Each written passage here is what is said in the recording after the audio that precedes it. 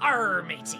What do pirates and black cats have in common? Dead men may tell no tales, but I'm going to tell you all about Blackbeard, black cats, and bad luck. We're going to plunder the history books as we learn about where the myth that black cats are bad luck came from, and then make it walk the plank. First, let's talk about another popular Halloween costume, witches. Witches and cats are an iconic duo, whether it's in the form of Halloween decorations or Salem the Cat from the Sabrina the Teenage Witch series. But this pairing has an origin, unfortunately, that contributed to the idea that black cats are unlucky. Salem the Cat was named after a town in Massachusetts where I hear that there was some witch trial or something that took place back in the 1600s. The Salem witch trials involved many women. You're going to notice a theme of deadly misogyny here. Being accused of casting spells and tempting men into sin, and all sorts of other supposed deals with the devil. Unfortunately, sometimes this included accusations of them turning into cats. Even the occasional cat would be accused of witchcraft. Much like the unfortunate women, many cats were, you know. Oh God, no. There are accounts of mass killings of cats, along with the women who, let's not forget about them, who were killed because sexism has been baked really deep into many cultures throughout history. And some people even claimed that black cats were demons. And honestly, if demons are as cute as black cats, I am 100% team demon. Sign me up, Satan. Get me some brimstone and let's make s'mores. Basically, cats are the secondary victim of rampant societal level sexism. The Salem witch trials, as unfortunate as they were, honestly weren't even the first time that cats were secretly accused of being witches and hanging around with the Prince of Darkness. Again, there's some small event that occurred in the 1300s in Europe. You might have heard of it. It's called the bubonic plague. If you somehow haven't heard of it, first of all, I need you to go pick up a book. It was a real bummer, to say the least. We're gonna just call it a bummer. A lot of people died.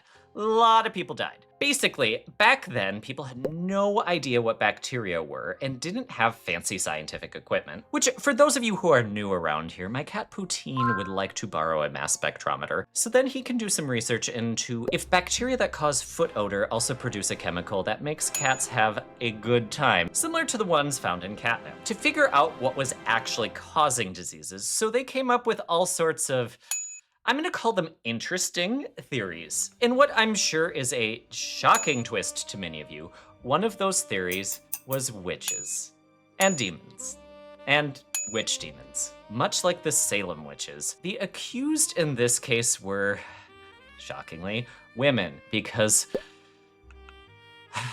we can't have nice things. And honestly, maybe we don't deserve nice things for how we treated women and cats, because once again, black cats were accused of being tiny, adorable minions of Satan, witches in disguise, or that they were out there doing the bidding of witches and spreading the plague at the behest of the witches. You can probably guess the fate of many of the black cats because of these rumors. If only medieval Europeans were as progressive as pirates, which we will get to pirates in a bit. Now, that's not to say that black cats were totally innocent in all of this. They actually might have contributed to the spread of the plague. But it's probably not in the way that you're thinking. Bubonic plague was spread by mice, or more accurately, it was spread by the fleas from mice. If you're thinking the fleas spread from mouse to feline and then to human, and that's how the cats contributed to the plague, that's actually not even where I'm going. Remember, cats were being massacred because demons and rampant unchecked sexism. Cats are fantastic at controlling vermin such as mice, so with less cats around,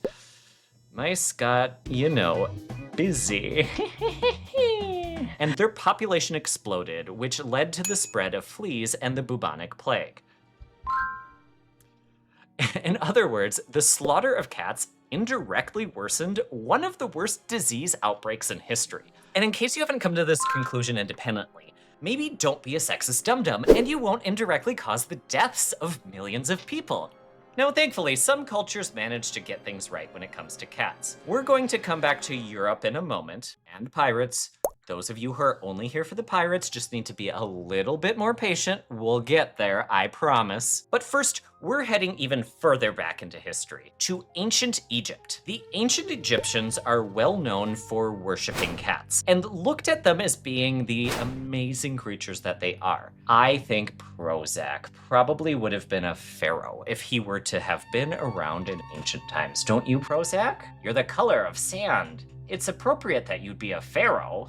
Best of all, unlike medieval Europeans, Egyptians had strict laws about killing cats. If you killed a cat, black or otherwise, in ancient Egypt, your execution was on the table as well. Unfortunately, there have also been tombs and temples filled with many, many feline mummies that there was probably a little bit of ritual sacrifice happening as well, so I guess that it at least wasn't the result of rampant sexism, so better? Kind of? Regardless, and no offense to the ancient Egyptians, but they weren't the culture that got black cats the most right. Yep, that's right. The culture that historically treated cats the best was pirates. Arr, matey!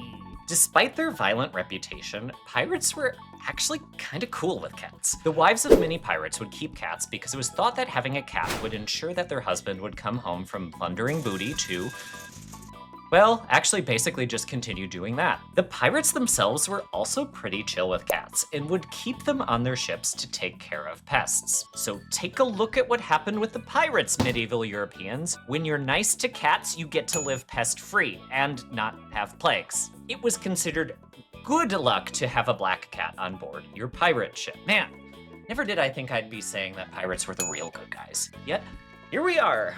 Basically, thinking black cats are bad luck is a subtle, continued form of misogyny, and it killed millions of people a few centuries ago. If you're ever thinking of doing anything unkind to a cat, or being a sexist loser, remember that your actions may lead to chaos and societal collapse, because it's absolutely happened like that before. Arr. Should we go swab the poop deck, Prozac? Let's go swab the poop deck. And by swab the poop deck, I of course mean go scoop their litter box.